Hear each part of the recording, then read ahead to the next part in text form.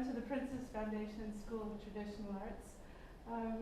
This is our first lecture in a little while. We're glad to have you back in the building.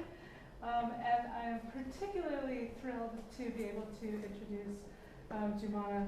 I have been desperate to get her to come teach here at the school for quite a while. Been a long-term admirer of her research and work as she's been sharing it. Particularly, you should definitely follow her on Twitter. There is a wealth of information there, as well as some spiciness. A lot of attitude.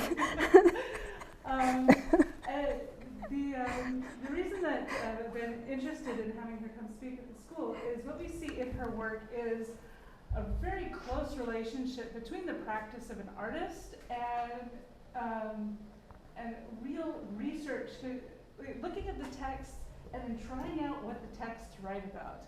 There's so much out there where if you spend much time in the art historical field, you can tell when they aren't painters themselves, or they don't have an understanding of the medium itself.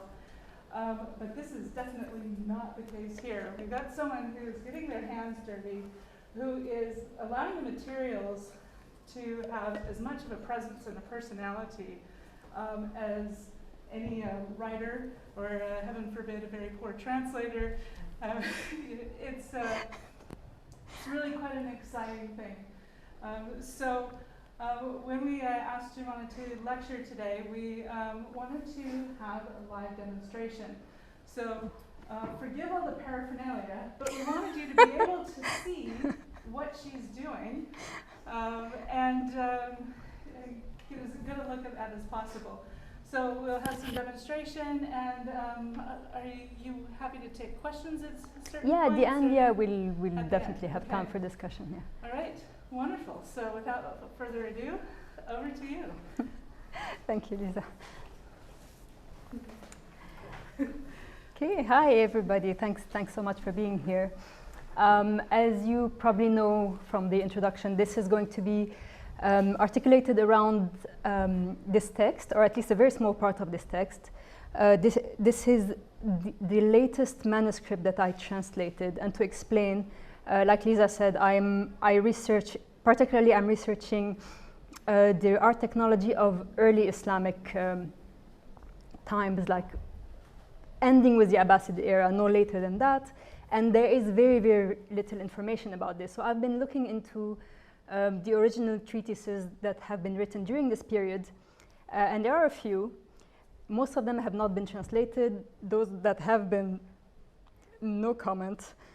They've been woefully translated. It's completely worthless. I spend a lot of my time on Twitter ranting about that, so I decided I have to do this myself. So this is the second one I translated. It's never been done before. It's called, the Arabic title is Tuhaf al-Khawas fi Turaf al-Khawas, roughly translated as Treasures of the Select in Rare Specialties. And the author is Abu Bakr Muhammad bin Idris Al-Qalalusi, who was 13th century, he died in the early 14th century, scholar from Estepona in Andalusia. So he has this very interesting place between East and West. And this book he wrote is very long. It is a treasure trove. And I had so much fun translating it. Because, so it is for scribes. So you would expect ink recipes. And there are a lot of ink recipes. There are inks for calligraphy, colored inks, metallic inks, dyes for textile, for bone, for wood, hair dyes, a very big section on how to clean stains out of clothing, phosphorescent inks, invisible inks, blotting powder, and so on. And towards the end, you have how to manufacture pigment, and now we're getting into proper heavy-duty chemistry. And the final chapter is a list of tried and true pigments. He goes, this is a list of 12 true colors. And this looks like a chapter about colors used specifically for illustration or illumination. And it is a very nice summing up of the main coloring substances that were part of this medieval Islamic tradition of book arts. So I thought it would be very nice to articulate the lecture around that, and we'll go through the 12 pigments, and I will talk about each of them and demonstrate. And for each of them, he mentions substitutes. He mentions colors that are mixed from them. So we will go through them and then visually build up this palette as we go through them. And I just wanted to say a little word about, during the talk, just for the sake of simplicity, I might say the Arabs are Arab ink makers. And please understand, this is just to keep the, you know, to keep it light, because actually we are talking about the people of the Islamic lands, different ethnicities, different faith even, but the cursus is in Arabic, and it has been transmitted in Arabic, and this is the kind of the connecting link between them. So these are the 12 colors that Al-Qalalusi tells us are tried and true. So we're going to go through them one at a time. I'm going to put this aside so that we can work.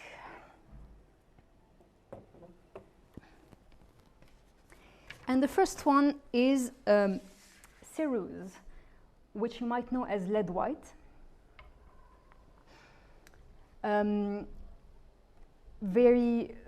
It's very famous. There are many Arabic names for it. The name that Al-Qalalusi uses is bayad al-wajh, which means white of the face, which is a very alarming but very characteristic reference to the fact that it was used as face makeup. And there are still places in the world today where, in remote villages, people still use it on their faces. So he describes how to make it. And it's very interesting. So you take a wine jar, a wide-mouthed wine jar, you fill it 1/3 with vinegar, and then you take these lead sheets that are rolled into spirals. So when it's rolled into a spiral, a loose spiral, you can plunk it just standing. And it's put over the vinegar without touching, and then buried in manure until the entire lead has transformed into this white substance. Now, I don't have a lead spiral because this is not the kind of thing you want to be carrying around. But this is quite everybody has been doing it this way for a long time. And this white was the only real white. So what I have done, I have this chart that I hope to fill today with all the colors. So we're going to start with this one, which is already mixed. And then we can compare. So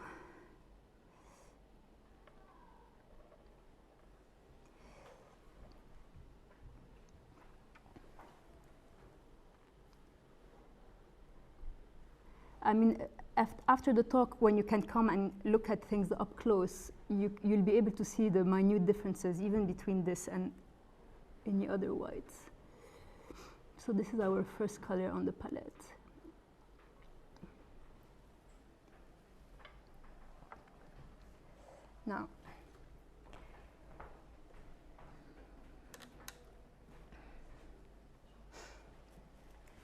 Now, I mentioned substitutes. Well, for this one, Al-Qalalusi specifies that there is one substitute for some limited applications. Generally, nothing else really works, but gypsum is sometimes used for certain applications. So let me mix a bit of gypsum, and then we can see how it translates onto the paper. And gypsum is basically plaster. It's a form of calcite. It's very close to chalk, but it doesn't have coverage. So this is why it's not really ideal. And honestly, I've never really seen gypsum used anywhere else. It's kind of a last resort. This is just some gum solution that I prepared earlier.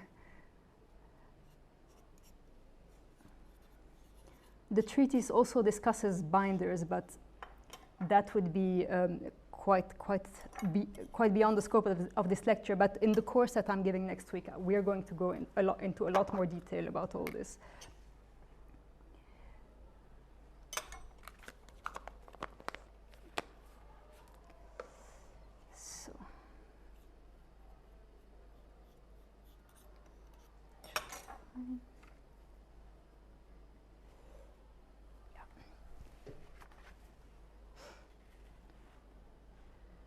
So I think you can already see even from the screen that this is very transparent. It doesn't have a lot of body. I know what on what is not very impressive, but bear with me. We will get to the next one. Right. Now the first mixture we are going to see is, so he says that from white you can mix a color called, and then here we have a little problem, which is the manuscript is not, the language in it is not modern Arabic, obviously, and some words are a bit difficult to decipher. But he says laubani, which I think is a different spelling of lubani, which is frankincense color. And the color does, in fact, correspond quite nicely to frankincense. And it is a mixture of ceruse, lead white, with saffron. So I am going to prepare some saffron decoction.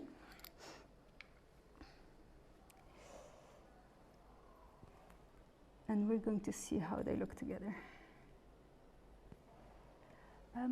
Could I have the, please, thank you.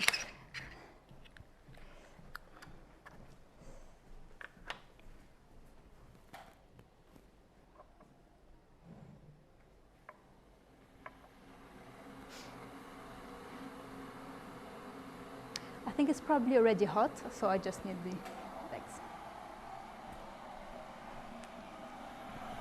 Thank you.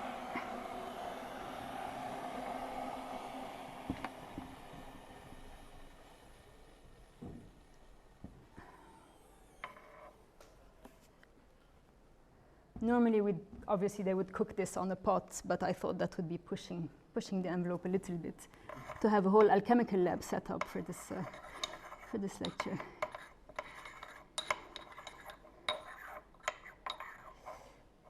I don't know if you can see you can, how much. So saffron gives out a whole lot of color very quickly, but in itself, it's not actually a good ink. You can't really use it on its own, but it's used quite a bit as an additive to more permanent pigments. So this is not going to take much time at all, because it's already there.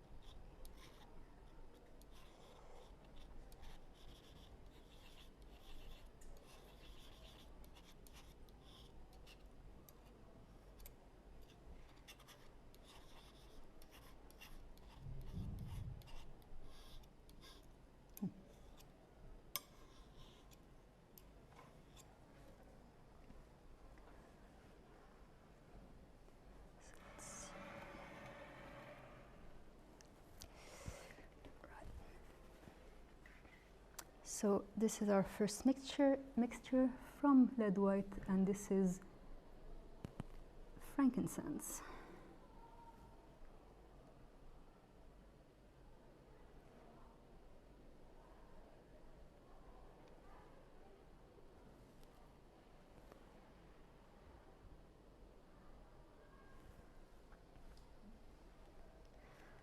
Of course, once it's dry, we will see it properly. Right now, we're just preparing them.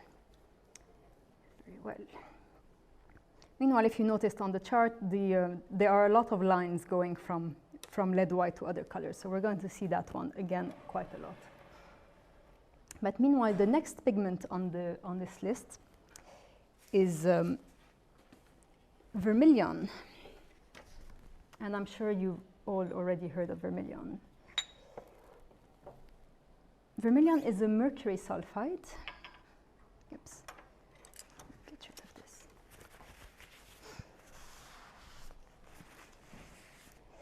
Vermilion is a mercury sulfide, and the word vermilion, which is in Arabic, there are several words, but this one is zanjafour, it is synthetic. You know, you have cinnabar is the natural form of it, and cinnabar looks like this.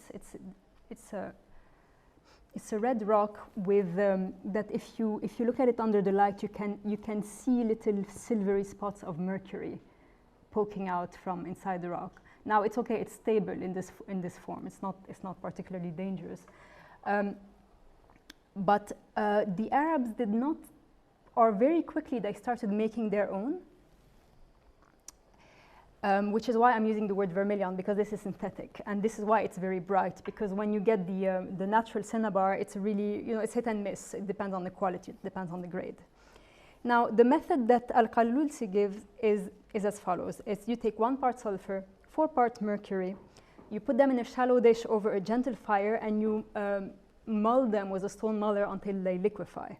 Then you take little pots of sound glass, very good glass. You put a little cake of clay at the bottom of each. You pour this mixture in each of them.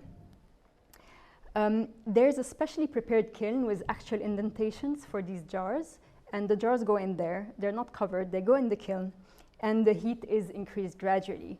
And a lot of smoke is released by this operation.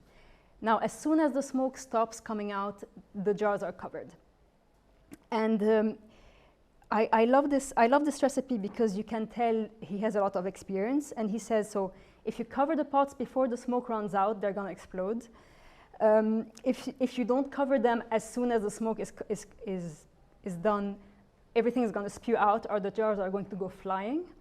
And then there is this, my favorite sentence in the whole book, don't try to shake a pot like so many idiots do. He's seen things. So this is our vermilion. Vermilion was the absolutely most prized red, and after black, it is without a doubt the most used color in Arabic books, because it's used for vocalization. If you know anything about Arabic, you know that Arabic does not actually write vowels. They are added as little symbols on the black letters. So in that period, these were red dots. And vermilion wasn't the only one, but it was the most prized red for that. So let's paint our little swatch.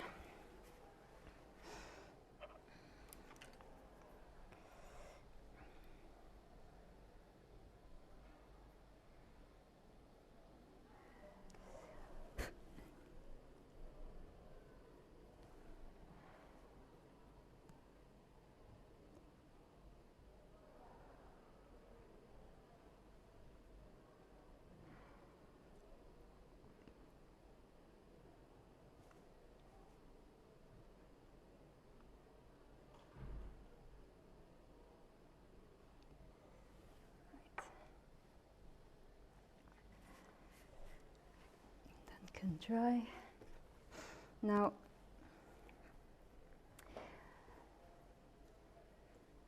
there is one substitute given for vermilion, and that is a mixture of minium and ochre. We'll try it in a little bit, because I'm going to explain these two first. But there is also, if you mix vermilion with white, you get a rose color. So let's try that one. لون وردي is what he says specifically. So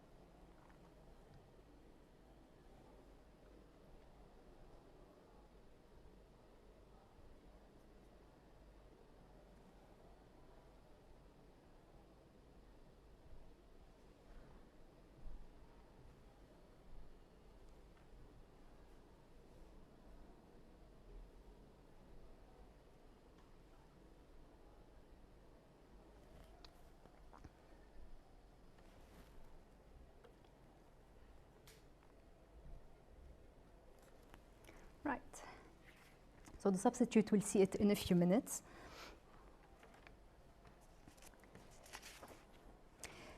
Another red,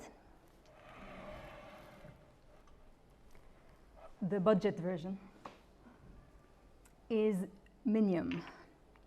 Minion is basically a red lead, but as you can see, it's very, very orange. It's a very bright orange. Ooh. Actually, I'm going to paint it directly so you can see on paper how orange it is.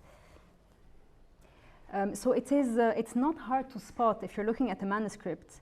If they use Minion instead of Vermilion, it's not difficult to spot.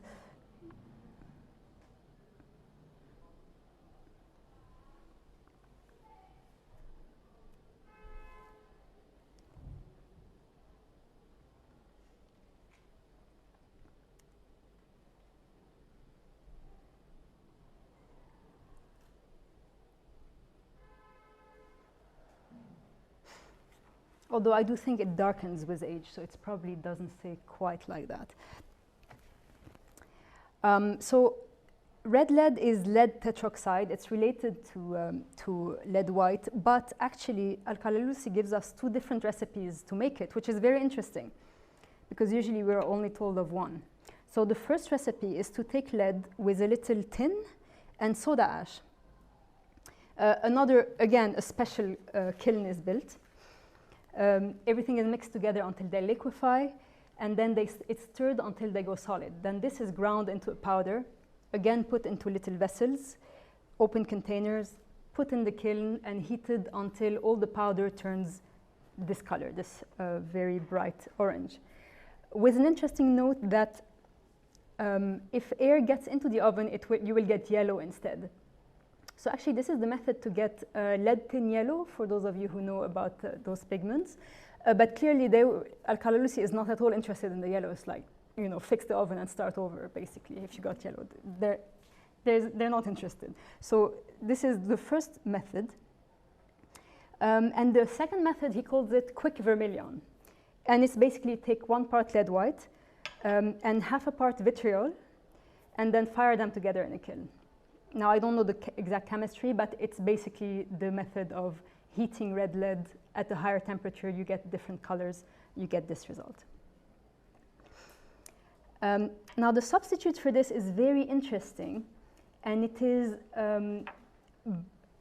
balostine, which is the flower of the pomegranate. And I had never seen that before, and I was very intrigued. So these are dried pomegranate flowers. And this is Al-Qalalusi's advice for if you don't have Minion on hand and you want a similar color. And he doesn't say how at all. It just doesn't tell you how to do it. But I worked it out. After much experimenting, I have figured it out. So I will demonstrate this here, how we can get a very similar color from these flowers. If I can find them. Okay. So again, we're going to try to do this without a pot. So this is the flower, but ground to powder. It makes it easier to extract.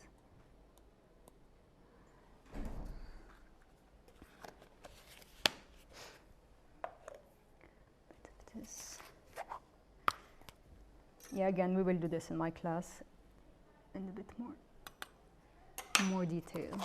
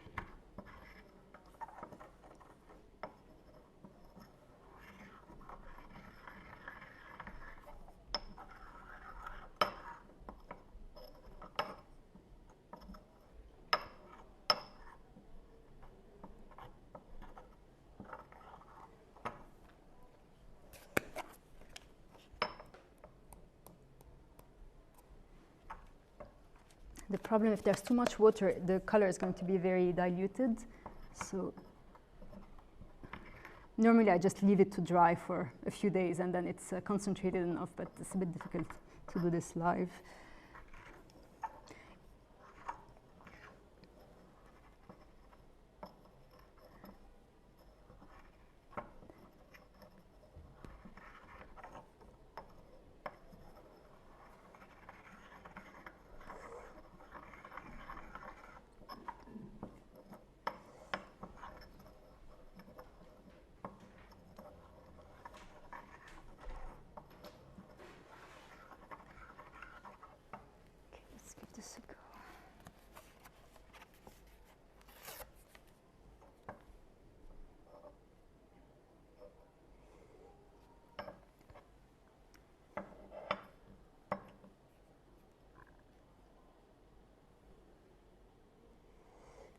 So,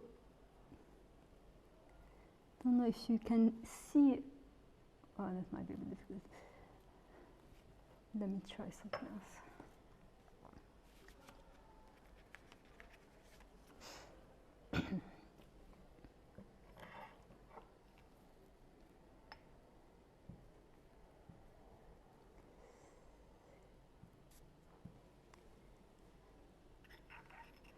So this gives you just a faint idea because it is a bit watery right now, but you can see the hue. And when done properly, you can get a surprisingly intense orange that translates very well on paper. And I have a sample here that is ready to use. I'm going to try this on the paper. It's a few months old, so whether the color is going to still be fresh is another question, but let's give it a go. But basically, if you can see, it's quite a vivid color when it's concentrated.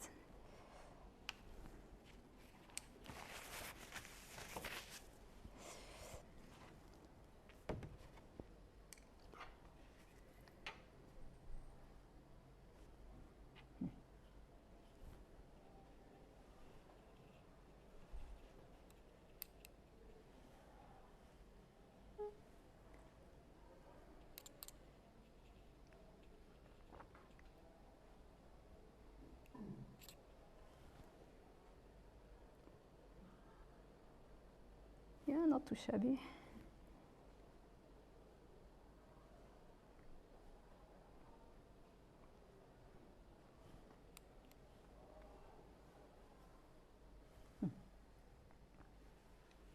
So it's a reasonable substitute, even though this one is also, it's a bit browner than normal. But I was completely mind blown when I tried it. I was like, what is he talking about? And I sat there boiling these flowers, nothing happening, until finally I found the method, and then I just couldn't believe it. So this is the substitute for Minion. But if you mix if you mix lead white with Minion, you will get also another lawn wardi. So let's see how it compares to the first one. So let's mix that.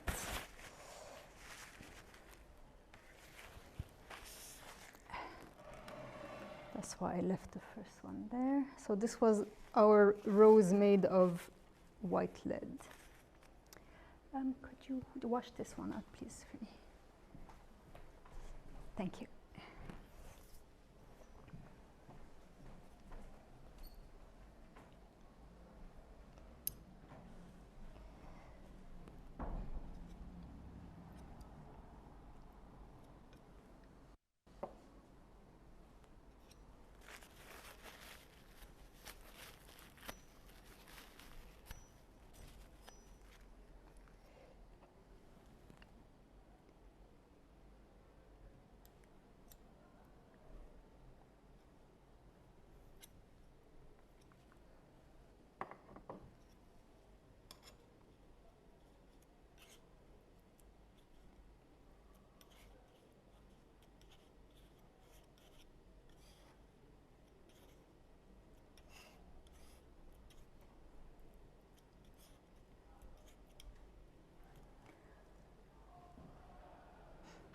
Quite different, huh? But it's a nice peach.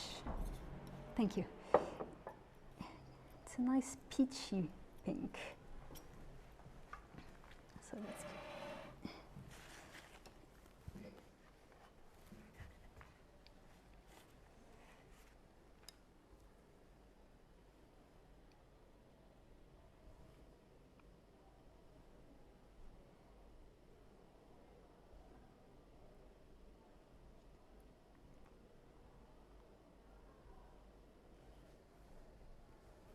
nice.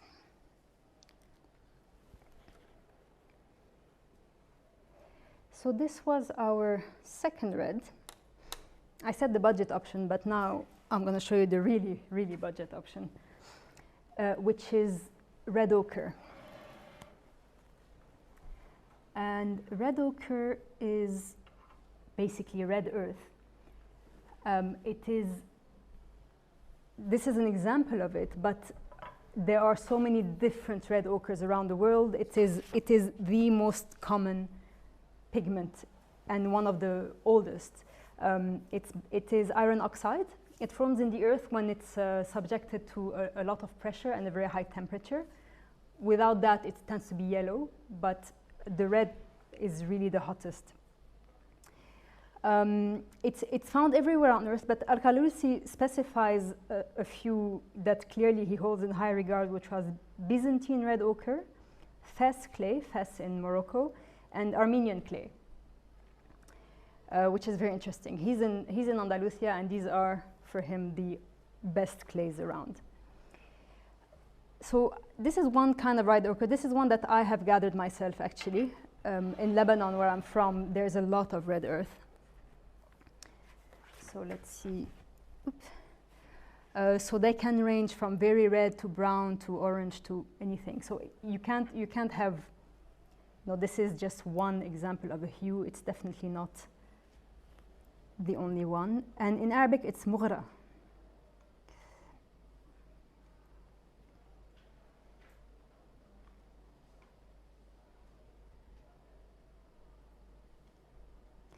And you can see it is clearly browner when you put it next to the synthetic ones. But frankly, when you couldn't afford the other ones, this was the easiest option.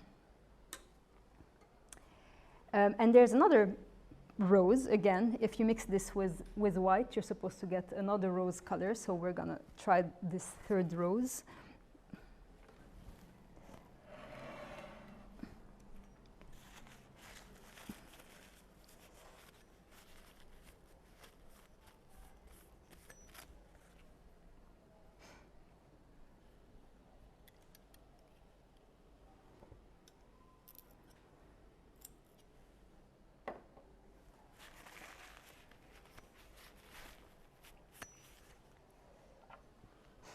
And I'm also going to mix at the same time the substitute for vermilion, which we saw earlier. We said minium and red ochre can be a substitute for vermilion, so we're going to try that. So let me put some here for that.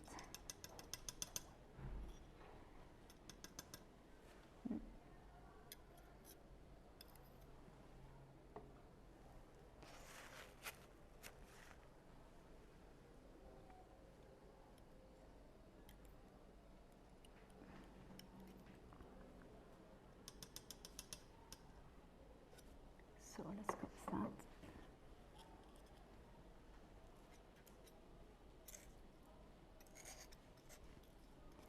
that. Of course, a different quality of red ochre is going to make a different color, but this kind of, you can see how it tones down the wild orange of minium, makes it a bit more dignified.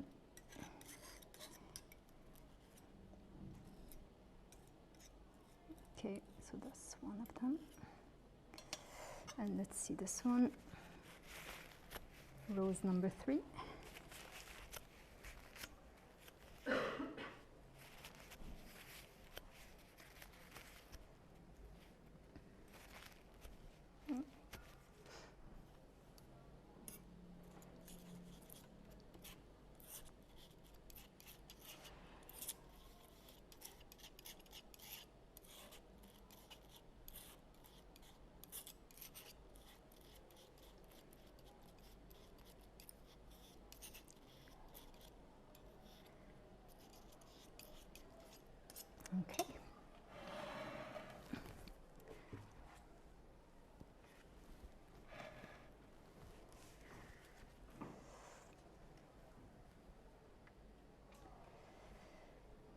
So, a substitute for vermilion, here we go.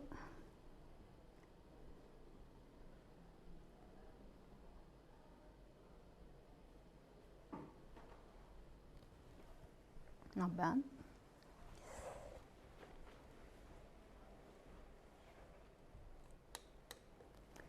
And rose number 3.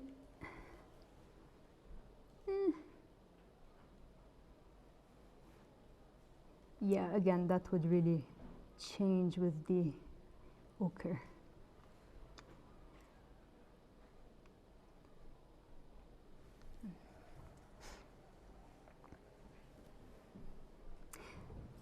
Okay, let's see when it dries. Now, something curious in the text is that as a substitute for red ochre, Al-Qalalusi specifies a mixture of vermilion and soot and lamp black, which is soot. And you're like, why would you use expensive vermilion as a substitute for red ochre, which is very cheap and much duller? Well, I think it's because the point is the color. It's not so much the price and the value, but if you're painting, let's say, an animal, you don't want it to be bright red. You kind of want it to be a toned down red. So in that case, it would make sense to mix it that way. So we're going to try that one. A substitute for red ochre using vermilion and lamp black. So I have a little lamp black here. Here's my vermilion.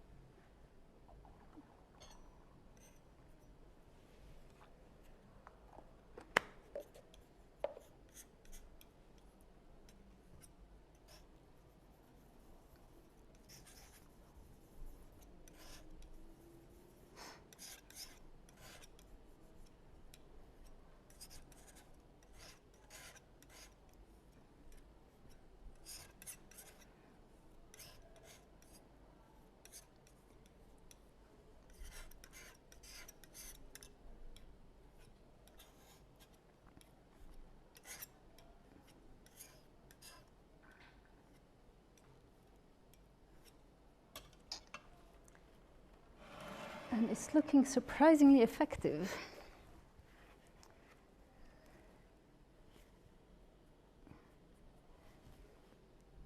Ooh, it's very, very dark. I put too much lamp black, but it does make a very nice brown. Gosh. Well, that took me by surprise. But yeah, it is definitely very effective. And it's good to know. I mean, if you need brown, you need brown. Very good. So far we have seen the mineral reds, and move me along if I'm too slow, because I feel like time is flying. We've seen mineral reds. We're not done with reds. Clearly, red was a very, very appreciated color because we have 2 more reds before we even move to something else. But now we are going into organic reds. So just let me clean this a bit so that we can move. Sorry.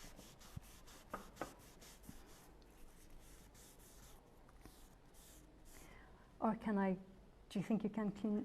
It might be easier. Oh. Can you? Ooh. Oh my God. Thank you. Sorry. It's heavier than I thought. Yeah. Simpler this way. Okay, so our next red is actually we're getting into territory that is exclusive to the Islamic tradition, which is lac, and in its raw form, which is stick lac, it looks like this. So stick lac is this color comes from an insect. And it's very different from kermes and cochineal and all those. It is, so Caryalaca, it's an insect that invades trees in very large colonies, and they cover the tree in resin. So you have entire branches covered in this resin. And this resin is, you can extract from it shellac, if you've heard of shellac, which is extremely used. It's a natural resin that is very versatile. And as a byproduct, you get a beautiful red, which was very much used in Islamic manuscripts. So I am going to actually make it, or extract the red here, again using boiled water instead of a pot. But basically the process is very simple. You reduce this to powder, and then you add soda ash and hot water, and the resin is going to melt and release the color. Yep.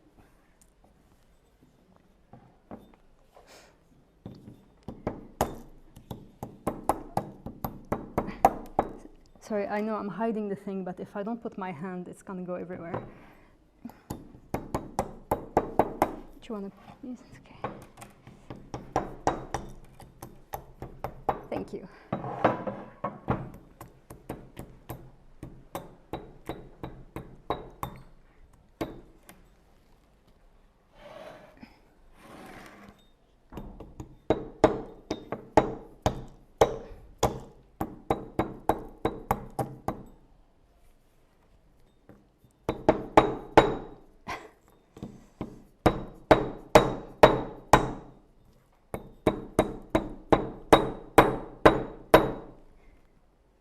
This keeps me warm in winter.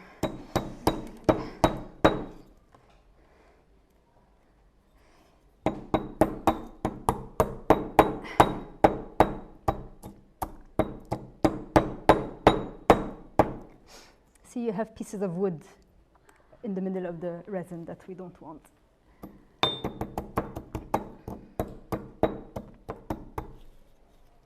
Now the insects are not in there. I don't know where the insects go, but they're not in the resin. That would not be fun.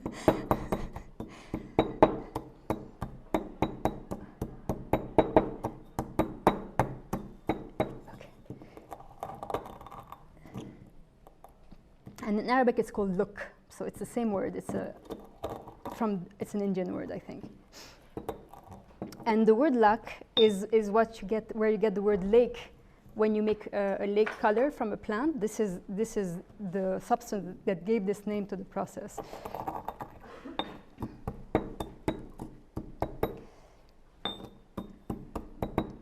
Right, I think this should be enough, so I'm going to put a bit of, where is it?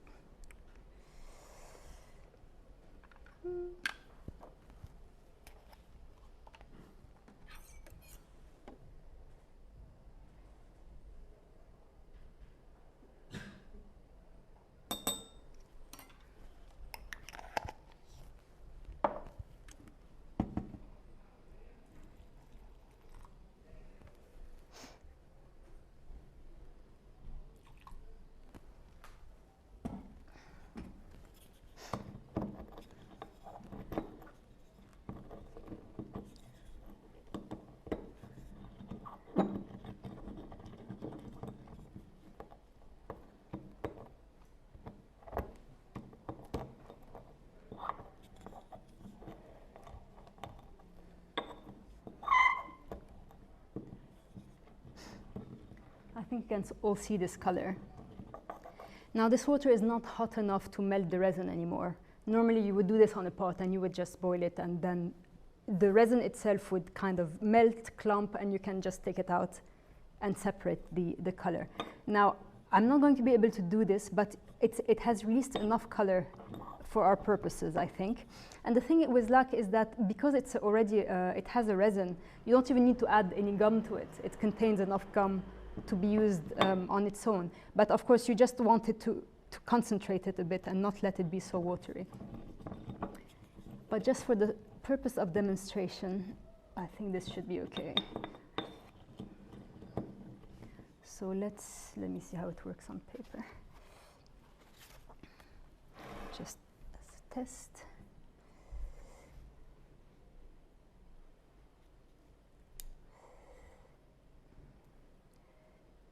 again, it's watery, but you can see this beautiful magenta color.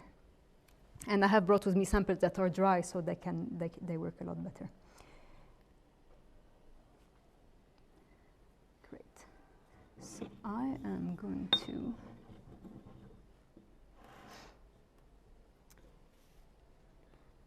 oh yeah, of course I have my own little. So if I paint from this, you're going to see the difference, just because it is much less watery and more concentrated.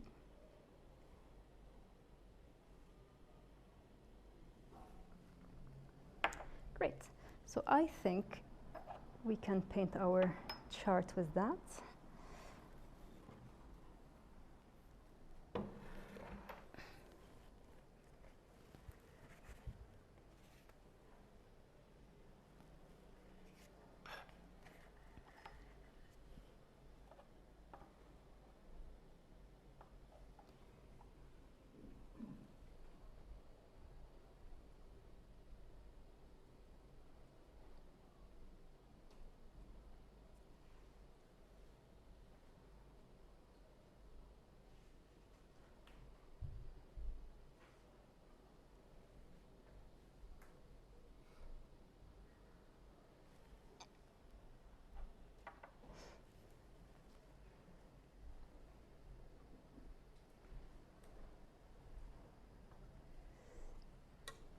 Okay.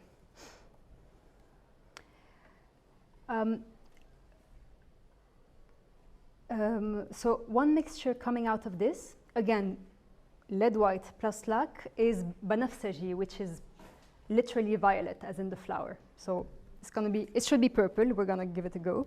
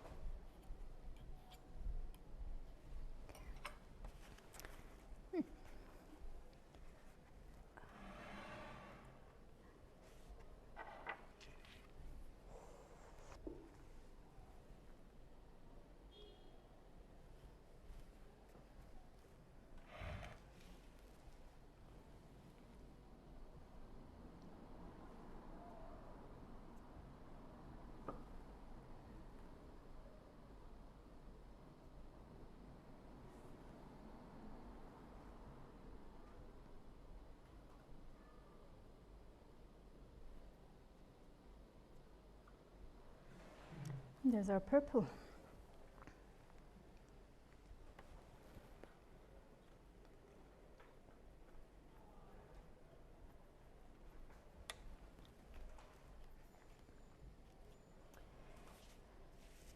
Now there are two possible substitutes for lac.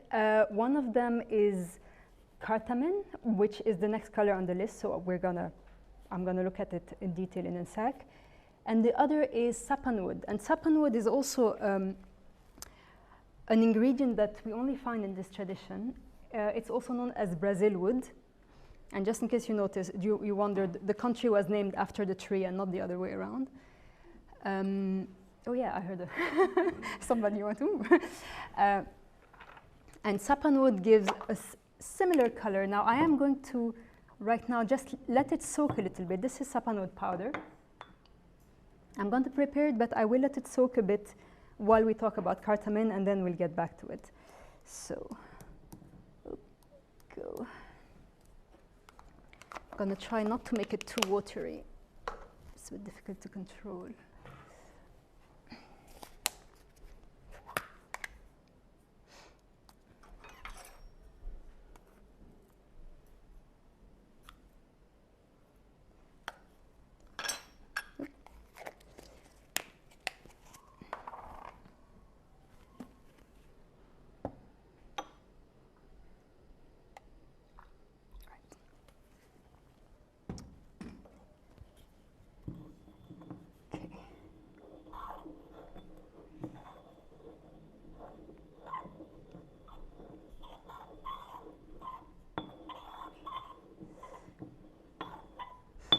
See this lovely, lovely red. I'm going to let it soak for now, and I will get back to it in a few minutes. During which we're going to move to Cartamin, which is probably the most precious pigment, just because it's so difficult to make. In Arabic, it's called akar, and you can also refer to it as safflower red. Now, safflower, I have safflower somewhere. Safflower are these kind of yellow-red flowers. These are dried. And they have a very curious particularity. It's that they contain two dyes. And the one we're interested in is, which is this one, which is Cartamin, is its chemical nature, really. In Arabic, sometimes they call it the jewel of the safflower. The safflower itself is called usfur, but the pigment is called akar. And akar means basically precipitate. So in the book, the process of extracting this dye, or this pigment, is described in great detail. It's a very long recipe, but basically what happens is, first you have to extract all the yellow dye from the flowers. And when there is no yellow dye left at all, you go through another process, and this is when the red dye is released. Now, I can't go through the entire process here. It's quite long, it takes a few days. I will do it in class because we will have a few days, but I'm gonna just show you what happens when you just take the flowers and put them in cold water for the first step. This is my safflower bag. It was white when I started. It turned pink with use, which gives you a clue to this color. So, safflowers in the bag.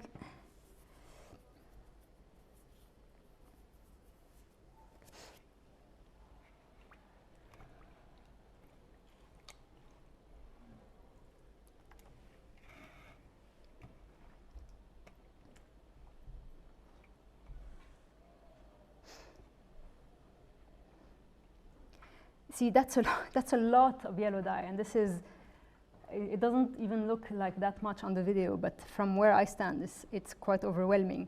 But this is a very poor, sadly, it's a very poor dye. I mean, you can't really do much with it. It's very light sensitive, and it washes out very quickly. But basically, you have to, the process is, you do this. Normally, they do this with a very big quantity of flowers, because, for instance, this amount of pigment is the result of this amount of flowers. And this is mixed with gum, so it has volume, that has artificial volume. So what they would do is they would use kilos of flour, use a massive kind of fabric stretched over a kind of tambourine, and they would just pour water over it, pour and pour and pour, until the water was clear. And then they would take that, rub it with an alkali to extract all the red, and then get the red in water, and then you have to add, again, vinegar to stabilize it and bring out the color. So it's quite a complicated process, but it can be done happily on a much smaller scale, otherwise it would be very difficult. Now, I'll show you how it looks when it's done, which is really a long process. Of course, in the book, they don't give you quantities of vinegar or alkalis, like, you should know.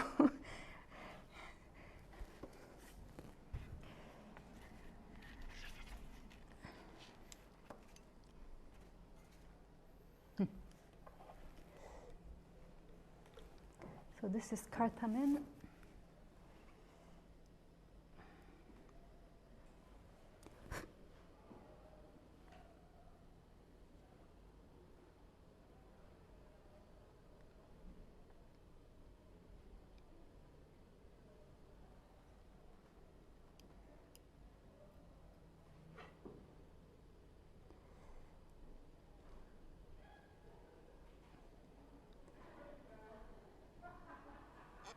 And like I said, this was the most precious, probably most expensive pigment in bookmaking.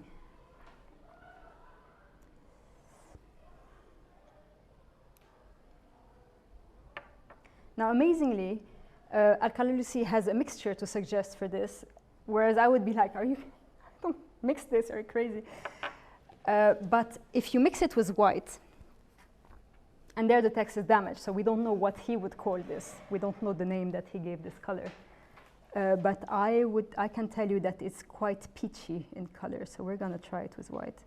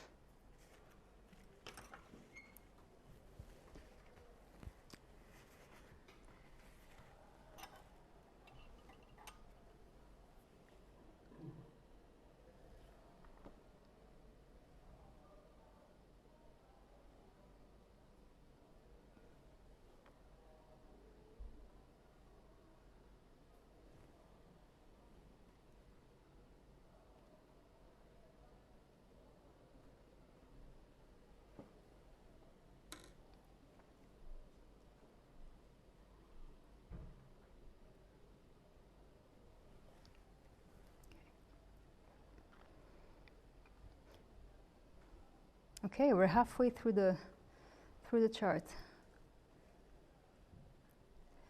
Now let's get back to the Saponwood.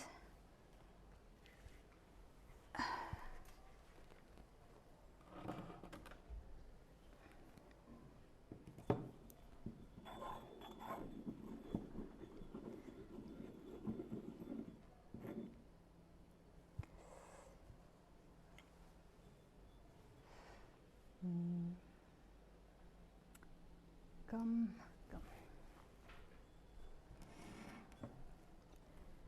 See how to do this.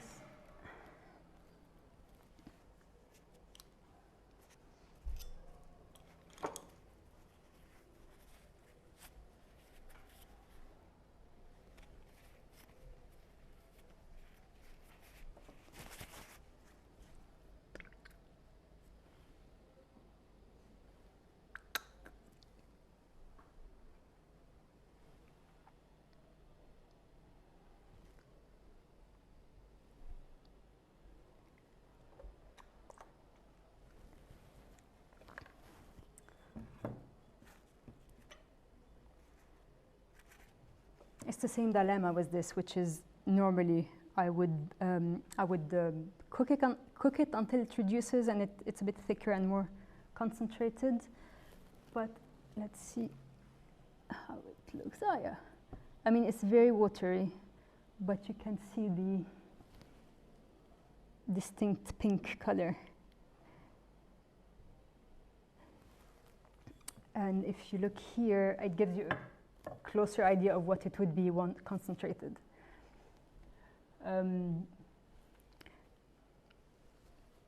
Sadly, it's also not very light fast, so it's only it's not really usable outside books, but it gives very beautiful reds. So I don't know if it's going to give a very good result on the paper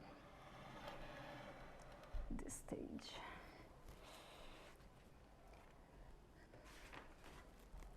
Let's give it a go.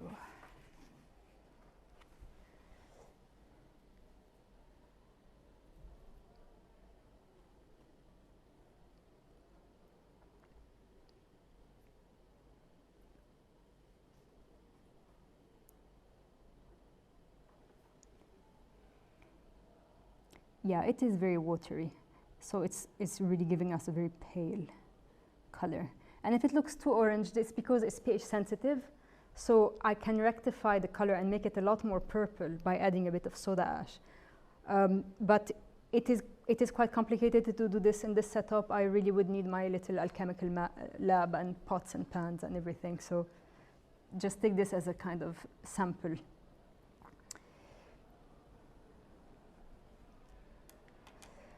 But what I will do is I will add soda ash in the pot so that you can see.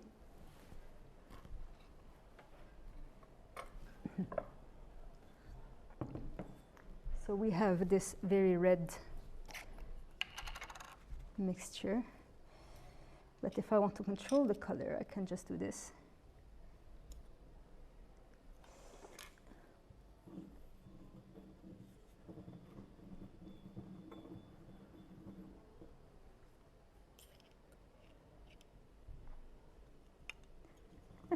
Oh, great, it's precipitating.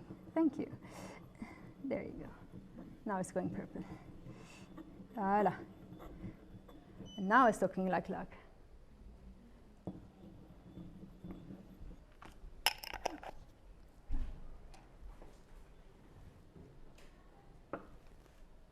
Yep. See, this is before, and this is now.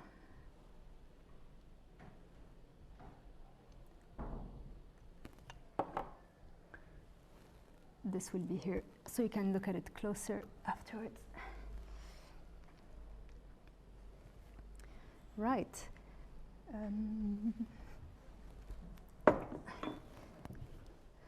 And with that, we are done with the reds. I was starting to think there's nothing else on the palette. There we go.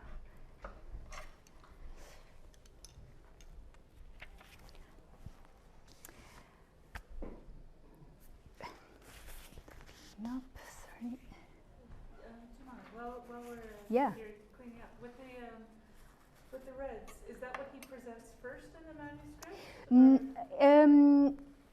Ish. I mean, it's. I'm not following his exact order, but I had to do an order that would make sense for this. So I changed the order a little bit. But yes, the reds come first. And there's earlier in the manuscript, there's a chapter just on reds. And he says these are the clays for the notation marks. And then there's a whole list of reds, just reds. And I think it's for the vocalization and things like that. There's all the reds and then there's white. And you're like, okay, we get it, white is important. But in this case, yes, the reds come first and the white is at the end of the list, even though it's everywhere. So I changed it about a little bit. Does he touch on symbolism at all, or is he just going straight for the... No, none of these handbooks say anything about symbolism. There's nothing. They are purely technical manuals. I wonder about the symbolism thing. It's possible that they just didn't talk about it, or that the ink makers had nothing to do with it, or I don't know, but they are not interested. That said, I am looking at a magic book, a magical treatise called the Ghayat al-Hakim, which actually influenced all of Western magic. It's known as the Picatrix in the West. And they have a lot of magical inks and things like that. But again, it's not symbolism so much as magical correspondences. And it's a lot of fun, but it's a whole other thing, you know. So, but no, Al-Qalalusi, nobody has anything to say about symbolism. It's interesting, very practical, very, very practical. So our next color, finally, is yellow. And yellow is basically orpiment. Orpiment, as in Arabic, is zernich asfar, which is an arsenic sulfide. And the only reason why I'm holding it like this is because it's wrapped in plastic. This is really, I mean, some pigments are toxic, but this one is very, very, very toxic. It's arsenic, right? So extreme care around it. I don't use it a lot. But they used it in two forms. Orpiment is yellow, and there's realgar, which is the orange form of it, which is very unstable. It turns yellow when it's exposed to light. So, you know, there's not much of it. It is the brightest yellow. So even though there is a lot of yellow ochre around, it's very abundant. You can get it anywhere. This one is so bright, there was absolutely no replacement for it, and it was on equal level with gold as far as the manuscripts are concerned. So I am going to, let me do the mixes first, and then I'll paint everything together. So there is no substitute for orpiment, but for realgar, which is an orange color, orangish color, there is a substitute, which is roasted yellow ochre and a little orpiment. And this is interesting because it showed that they knew how to control the color of ochre. So this is a yellow ochre, and this is the exact one after it's being roasted. So you see how much darker and more orange it got. So I am going to try this little mix as well. And then we'll have a mixture, but let's do these two first.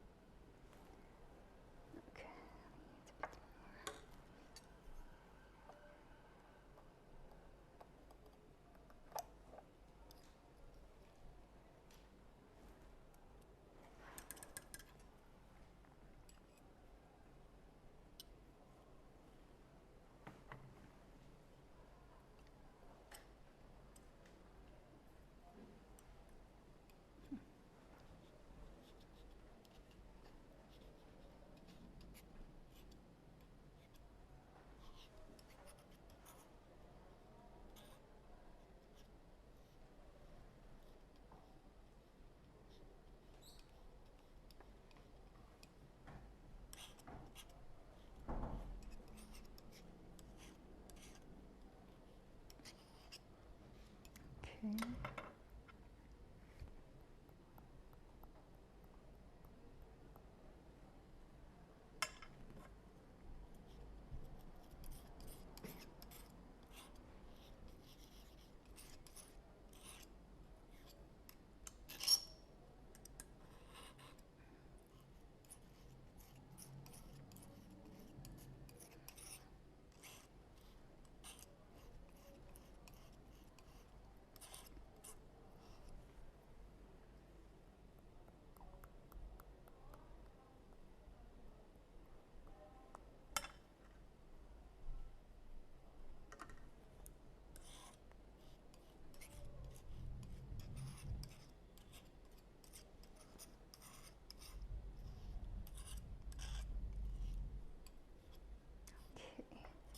So let's see that on paper.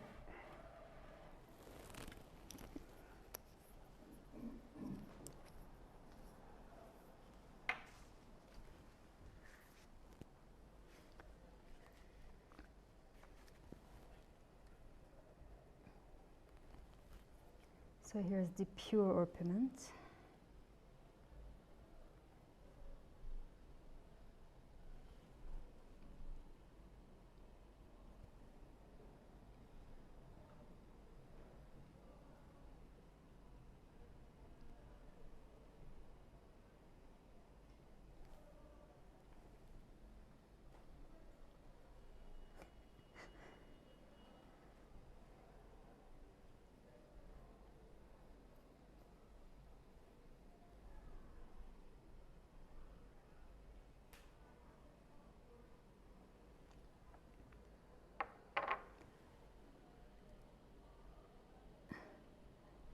And the realgar substituted should be more orange.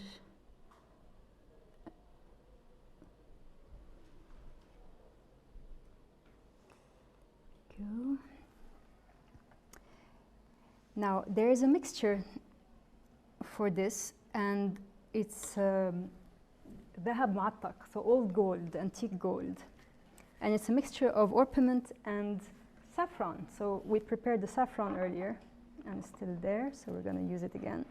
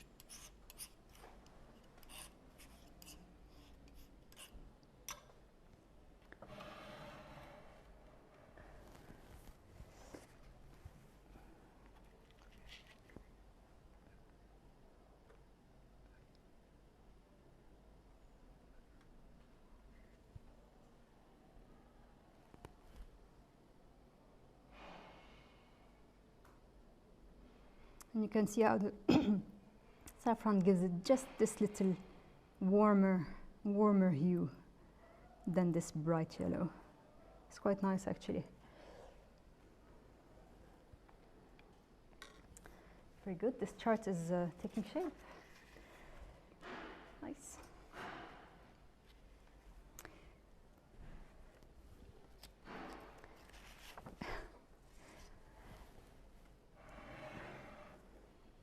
Okay, the next pigment, now we're moving on to green, so we're going a lot faster now. The next pigment is verdigris.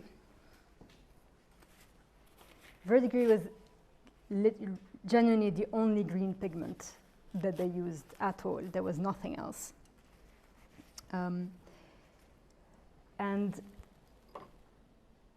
this is verdigris that is prepared, but how is verdigris made? So it's actually very easy to do, but you have to understand that verdigris is a very broad term for a whole family of copper products that may not be chemically exactly the same. It depends how you prepare them, and as a result, they're not necessarily all the same exact color or exactly the same stability, or some of them are only soluble in vinegar, some vinegar and water. So it can be quite. It's a bit bewildering when you're trying to practice with it. But the method he gives to make it is very clear. It's the old method. Is you take a piece of copper, and you suspend it over vinegar. And they used wine vinegar, always wine vinegar, because if you use different acid, like if you use lemon juice, you would get a different product because it's not acid acetate anymore. So piece of copper, you suspend it over vinegar fumes, kind of like we did with the lead, and you leave it there. And after a while, you know, it's very quick actually. If you do that, if you plunge this in vinegar and then hang it over the fumes, within an hour you can see verdigris forming on this sheet. It's very spectacular. But if you leave it a while, this one stayed, I forgot it, on my heater for a few months, and it's basically almost a solid surface of verdigris crystals. So these are scraped off, ground in vinegar, and then stored as this beautiful green, blue-green powder. Now, once you put it on paper, after a month, it's really green. It loses all the blue. It becomes greener as it goes. But the thing is, if you buy verdigris now from a shop, it will be a different composition, and I don't know exactly how they prepare it, so I can't tell what it is exactly. But it will probably give you a better color, because this method, if you follow exactly Al-Qalalusi's method, you don't get such a bright green. You get something a bit more dirty. But this is verdigris. And it is quite corrosive. So the interesting thing is, if you look at at photos of old pages of Qurans, you can see, and very often this makes me laugh, because you'll have a page, you'll have, okay, vocalization in red, some things in blue, and then some things in brown. And the commentator, the captioner, will very diligently say, annotations in brown. And no, they're not brown, they're verdigris, but it's gone completely brown with age because it's corroded completely. But originally, they would have been bright green. So even though it is corrosive, they used it constantly. They absolutely loved it. And eventually, this was after Al-Qalalusi's time, a way was found to make it less corrosive is to add saffron water. The saffron buffers the corrosive effect, and it can be preserved much better this way. Oop. Okay. So on paper. Now there's no substitute for it, but there are some mixes to have other greens, which we will get to in a bit. But let's see. You know, when I started making these, I was like, oh, why should I bother with verdigris? It's corrosive anyway. And then you make it, and the color is so incredible. Just you're like, okay, I get it.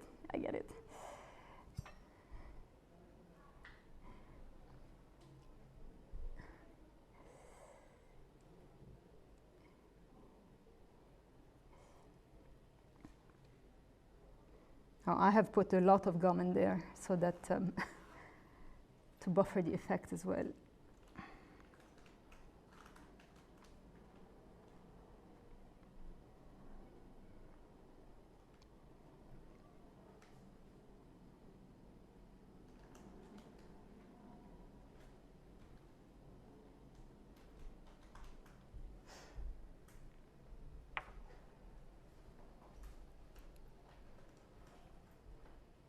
All right, fine. It's very transparent. Right.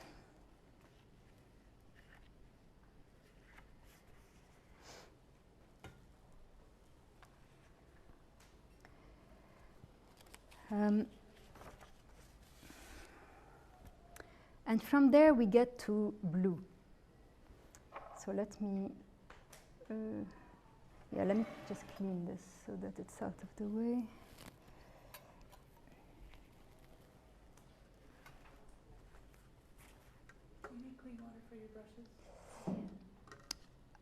I think we're still good because I still have this one, but thanks. Just need to get the orpiment out of the way.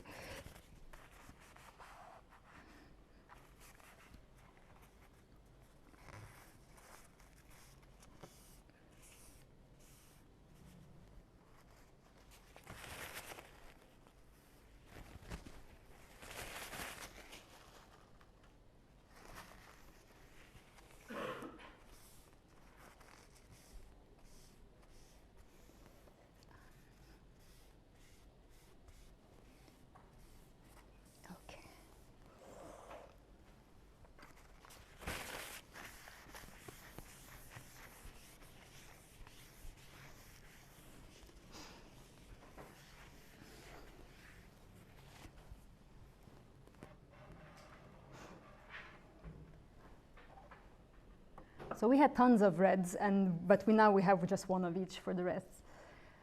Blue is, of course, going to be lapis lazuli, lazaward. And this is an example of the stone, the rose stone. And you can probably tell it's not pure blue because there's a lot of inclusions of calcite and pyrite. So in the West, the reason lapis lazuli is so expensive is because eventually they started extracting the pure lazurite from it. So there is this whole elaborate method to remove the calcite and remove the pyrite, it is very difficult to do. But the Arabs didn't use it for painterly purposes, so they didn't care really. They just got very good stones and they ground them, which is why it was a lot more commonplace there, and it never acquired the mystique and the price that it acquired in Europe. So they would just get very good stone and just grind it as it is, and the blue would always be slightly more toned down, but at the same time it's more opaque, so it's a different usage, and you will see it on paper in a sec. But yeah, basically that was it. And the only place that it came from in antiquity until modern times was one mine in Afghanistan, one area of Afghanistan. So it's quite incredible that it takes up so much space in the book art. There is one substitution. Unfortunately, it's illegible in the manuscript. I have no idea what it is. It seems that he's saying you can substitute it with powdered antimony mixed with the residue from a dye. Which dye? Don't know. We'll never know unless we find another copy of this manuscript where this part of the text is intact. But it would be a poor substitute anyway, because there isn't really anything that can replace lapis lazuli. So let's have a look.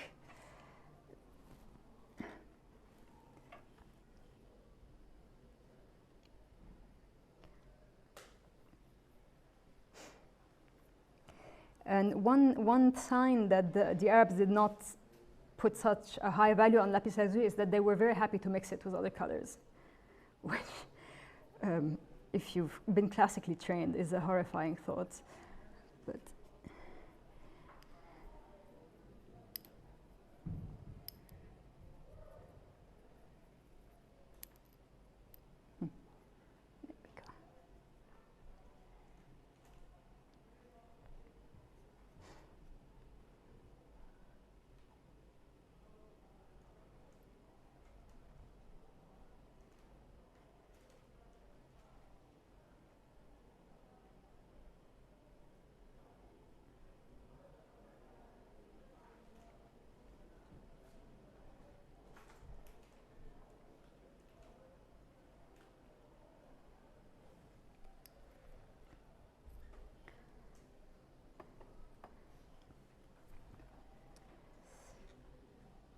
so this is our best blue.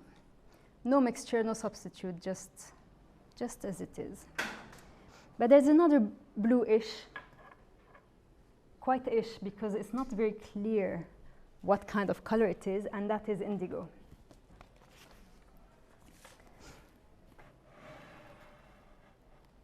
Indigo, I'm sure you've all heard of the dye, which is very famous. But interestingly, this dye is not actually soluble in its natural state. When you prepare indigo, it is a precipitate, so it's a solid. And I had a photo to show you, but never mind. I watched them making indigo in Vietnam, and then just gathering all this solid from the surface of the vat and packing it in really heavy, these big lumps that dry to this. It's like a stone. It's very hard. It's as hard as a stone, but this is a block of dried indigo. And it's closer to black than to blue. And you can tell kind of from the way it's a substitute for indigo in Al-Qalalusi's book is charcoal. So he doesn't see it as a blue. In mixtures, it can take the place of one, but as a color, it's more like a kind of blackish. So we're going to see charcoal next, but there are some interesting mixtures with it. So if let me get this a bit more wet. And we have 3 mixtures from it.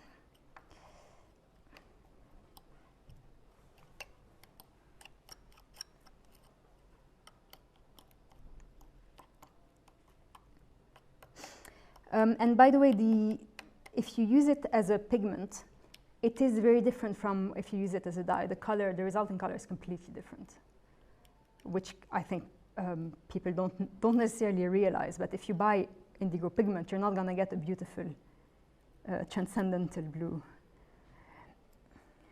Oops.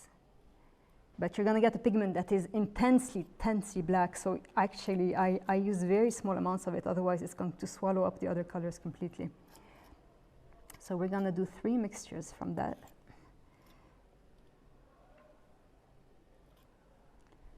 That's enough.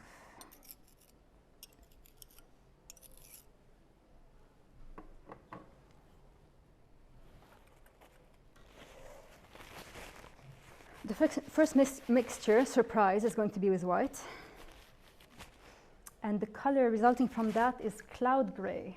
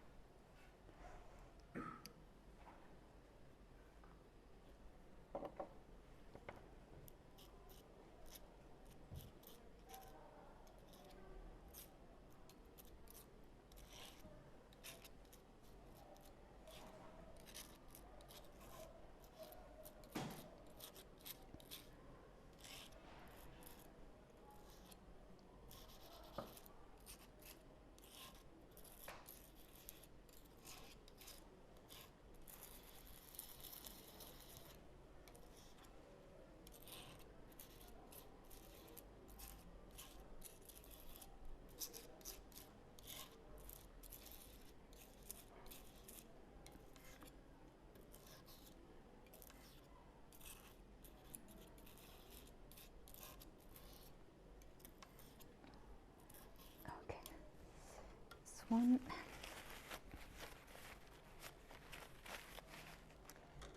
The second mixture is called pistachio, فستقي, and that is going to be with verdigris.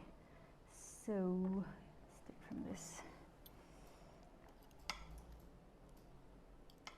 And I have to put a lot of verdigris, otherwise it's just going to vanish.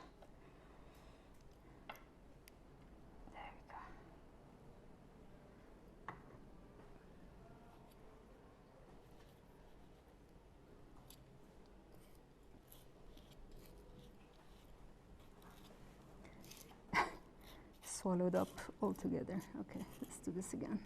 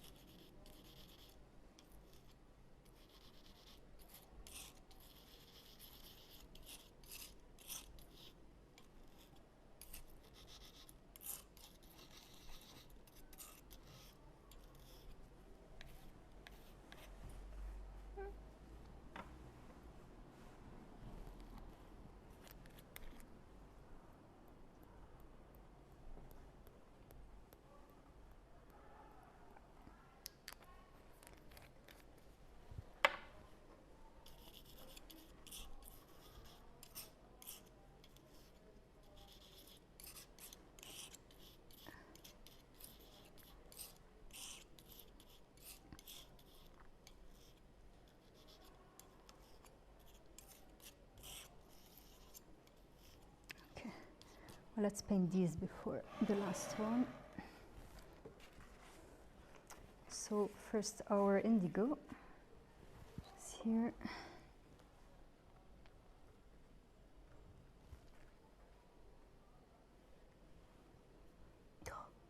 See how intense it is.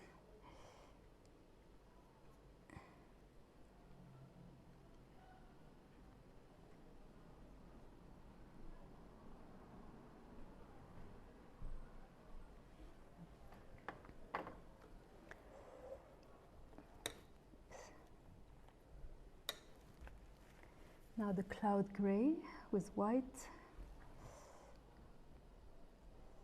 See, it's quite dark. Probably could have used a little more white, but you can still see it a bit.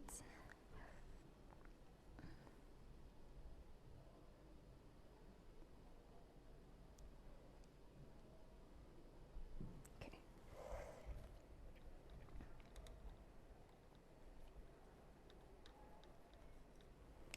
Now this one, how are we going to get? Yeah. Again, I should have ideally have a minuscule amount of indigo in there, because this is, you can barely see the green, but I'm going to use it quite watered down. And you can just see, it's a very nice color. I've seen it, this mixture in another book, they call it Chinese ceramic, because it's the same color that you find on Chinese porcelain.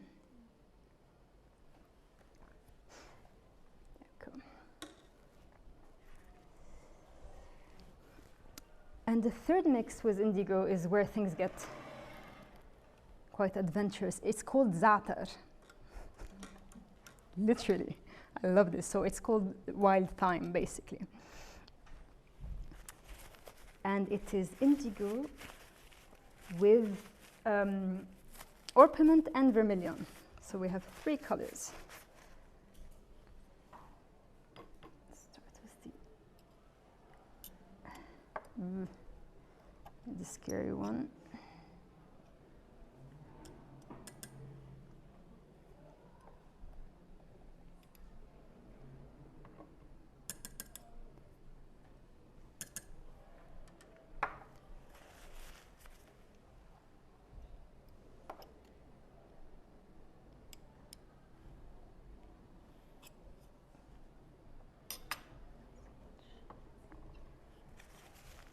I think I need a lot more of this. Yeah.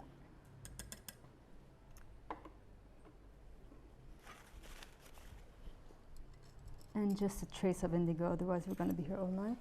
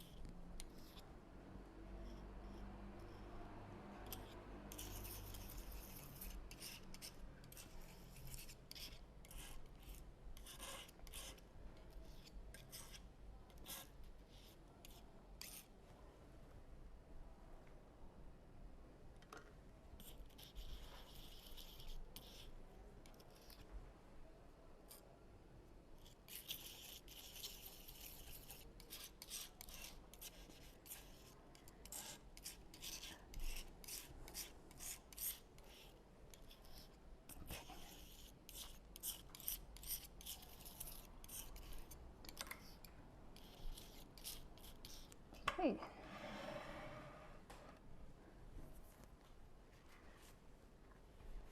An interesting green there. Wild thyme or za'atar. Whew.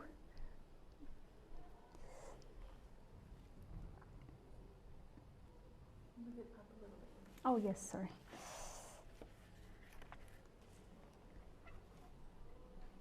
Sorry, some colors are not dry yet, so I'm trying not to put my hand in them.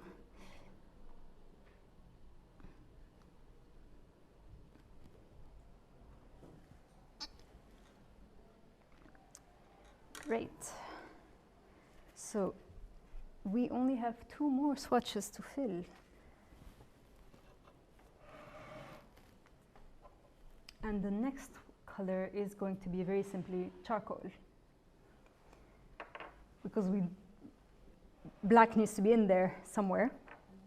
And it's interesting that it's charcoal because As I mentioned, a big part of the book is about inks, and most of the inks are done with different kinds of black. Lamp black is much more favored for inks, and it's probably because it's very, very fine. So it's much better when you're working with a pen. But the charcoal is one of the reasons why I think these are illumination colors, because this is easier to handle if you're painting. And it is a lot less fine, because charcoal does have a lot of body, and when you grind it, you can grind it as much as you like, you're still going to have a little bit of, it's never going to be as smooth. So this one, I did grind a charcoal stick, so it's not a bought pigment, and I think you're going to see what I mean. There's always a little bit of granulation. But on the other hand, it's much easier to handle than lamp black, because lamp black is so fine, it gets everywhere. It's actually quite aggravating. Okay. So here is char. And charcoal could be made from anything. Anything but vegetal. So twigs, date pits, other fruit pits. They don't mention bone at all in the books I've seen, so they did not use bone for that. But for instance, old linen rags could be burned for it.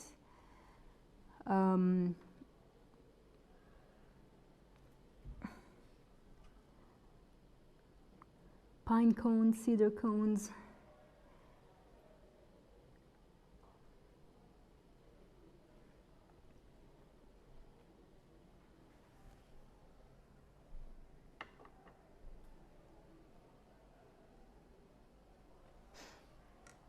That's our charcoal.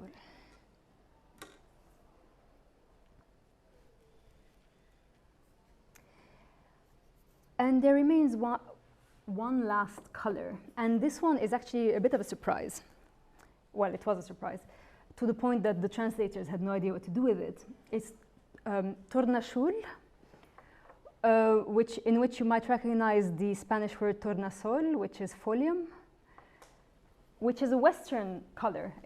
This is the only mention in any Arabic writing about this one, about this pigment. And Al-Qalalusi only mentions it once, so it's very tantalizing, because he just mentions it, and then he says nothing else about it anywhere else. So I don't think he actually used it, but I think he included it for completion. And because being in Andalusia, in Spain, where this plant grows, he would have been aware of it through its use in Christian manuscripts and such. So this is the pigment, and we're going to see how it looks on the paper, because I've had to prepare it from this. This is a clothlet. It's a method, it's a medieval method in the West of preserving plant inks by imbibing a cloth with it.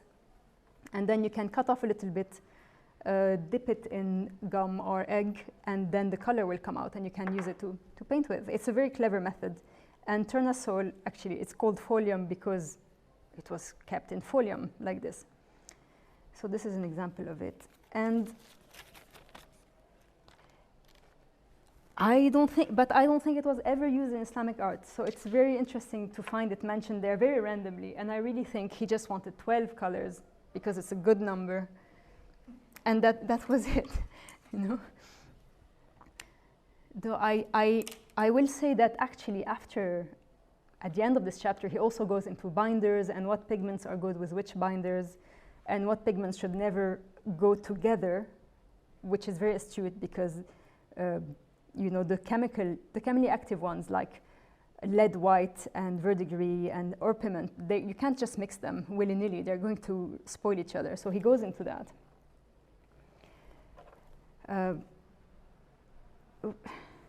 And the binders, at least, are something I will cover in my class when we start next week.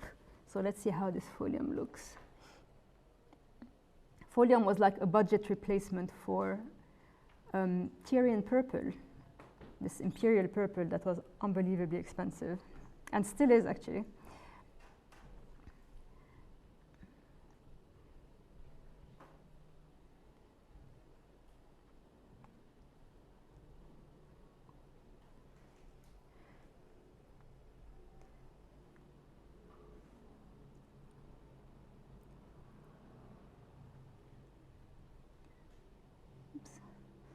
just my gum getting in the way there. But you get the picture.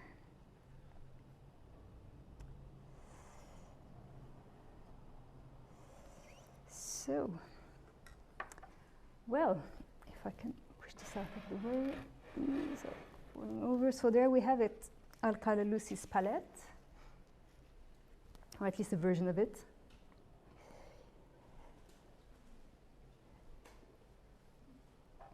And it was just a very small kind of and very quick foray into that art tradition that has not really fully been uncovered yet, that is really very rich.